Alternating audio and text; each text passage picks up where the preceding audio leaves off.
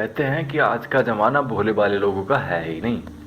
आज के समय में भोले और साफ दिल वाले लोगों को बेवकूफ़ समझा जाता है। लेकिन अगर सच्चाई देखें तो भोले और साफ हृदय बनने का जो फ़ायदा इस कलयुग में मिलता है वो किसी अन्य युग में मिल ही नहीं सकता। भोले और सरल हृदय वाले लोगों को जितनी कृपा भगवान की मिल सकती है उसके 1% बराबर कृपा भी भगवान की किसी चतुर या ज्ञानी व्यक्ति को नहीं मिलती है। इतिहास में बहुत सारे ज्ञानी महात्मा हुए जिन्होंने अत्यंत कठिन साधना के बल पर भगवान के दर्शन और उनकी कृपा पाई। जबकि कलयुग में कुछ ऐसी घटनाएं भी हुई है जिनमें भगवान ने कुछ ऐसे लोगों को अपने दर्शन दिए हैं जिनको भगवान का भय तक नहीं पता है। ऐसी मैं आपको कुछ कहानियां सुनाने वाला हूं। आज के इस वीडियो में सुनते हैं कथा भक्त कर्मा बाई की। आप में से शायद कुछ लोगों ने ये कथा पहले से सुनी भी होगी। अगर नहीं सुनी हो तो कोई बात नहीं, आज सुनने का मौका मिला है, इसलिए वीडियो को अंत तक जरूर देखना। जय श्री हरि। ये बात शायद राजस्थान की है और हाँ, याद रखना ये एक सत्य घटना है। एक जाट था, घर में उसके अलावा उसकी एक छोटी सी कन्या कर्मा बाई भी रहती थी। जाट भगवान विष्णु का परम भक्त था भाई।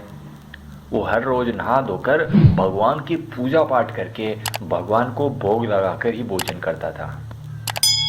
एक दिन की बात है, जाट को किसी कारणवश किसी शहर जाना पड़ गया। जाते जाते वो अपनी बिटिया को कह गया कि बिटिया, आज भगवान की पूजा तुम करना और भगवान को भोग लगाकर ही भोजन करना। अब कर्मा बाई बहुत ही भोली थी, बहुत ही साफ और सरल हृदय की थी।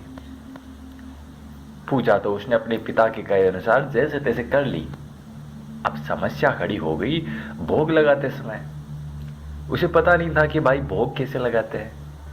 उसने सोचा कि शायद भगवान के सामने कुछ बना कर रख दो और जब भगवान वो प्रसाद खा लें तो समझ लो कि लग गया भोग।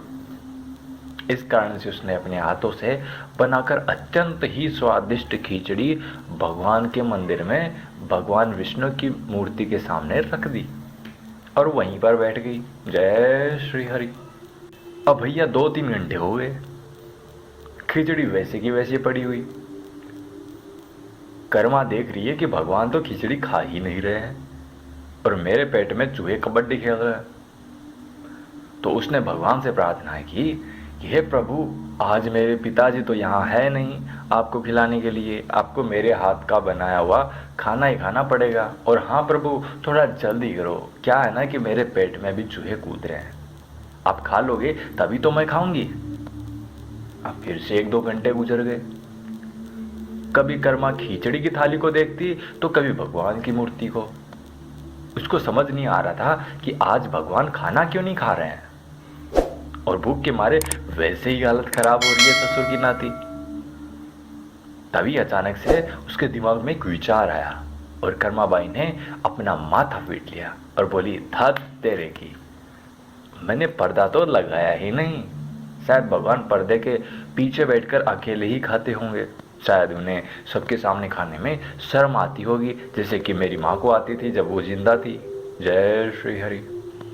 यही सोचकर कर्माबाई ने मंदिर के पर्दे को लगा दिया और इंतजार करने लगी। वो बार बार पर्दे को हटाकर देखती, लेकिन निराशा और भूख के कारण वो परेशान हो जाती। वो सोचने लगी कि आज भगवान भोजन क्यों नहीं कर रहे हैं। उसने कहा कि अगर आपने मेरी बनाई हुई खिचड़ी नहीं खाई तो मैं भी भूख के कारण अपने प्राण त्याग दूंगी, लेकिन आपको भोजन करवा कर ही भोजन करूंगी। अब उधर वैकुंठ लोक में भगवान विष्णु अपनी पत्नी देवी लक्ष्मी के साथ ये दृश्य देख रहे थे। वो सोचने लगे कि ये बालिका बड़ी ही भोली और नासमझ है और अपनी अज्ञानता के कारण व्यर्थ ही भूख से परेशान हो रही है। लेकिन ये भोली होने के साथ साथ हठी भी जान पड़ती है। अगर मैं वहां पर जाकर खिचड़ी का भोग नहीं लगाया तो ये बेचारी अपने बेकार में ही अपने प्राण त्याग देगी। अब तो मुझे पृथ्वीलोक जाना ही होगा, अन्यथा अनर्थ हो जाएगा। जय श्री हरि।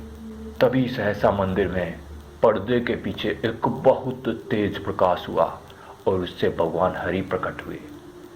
कर्मा ने उन्हें पर्दे के पीछे से प्रणाम किया और उनका धन्यवाद दिया कि चलो आखिरकार भगवान भोजन करने के लिए आ ही चुके हैं। इनके बाद अब मैं भी कुछ खा सकूंगी। भगवान विष्णु कर्माबाई की बिछाई हुई गद्दी पर बैठे और अत्यंत ही प्यार से कर्मा की बनाई हुई खिचड़ी खाने लगे। भगवान को भोले भाले और सीधे साधे भक्त अत्यंत प्रिय होते हैं। उन पर कृपा करने के लिए वो हमेशा तैयार रहते हैं। खिचड़ी खाने के बाद प्रभु पर्दे से बाहर आए और कर्माबाई को ढेर सारा आशीर्वाद दिया। भगवान ने कहा, बेटी कर्मा, मैं तुम्हारी भक्ति से अत्यंत प्रसन्न हूँ। जा, मैं तुम्हें आशीर्वाद देता हूँ कि आज से तुम्हारा नाम हमेशा हमेशा के लिए अमर हो जाएगा। उसके बाद भगवान वहां से अंतर्ध्यान होकर वैकुंठ लोक चले गए। भक्त कर्मा ने अपने शेष जीवन को भगवान विष्णु की भक्ति में ही अर्पित कर दिया और अंत में जन्म मृत्यु के बंधन से हमेशा हमेशा के लिए मुक्त होकर वैकुंठ लोक चली गई। तो सब लोग कमेंट बॉक्स में लिखो, भक्त कर्माबाई की जय, भक्तों के प्यारे श्री हरि विष्णु की जय।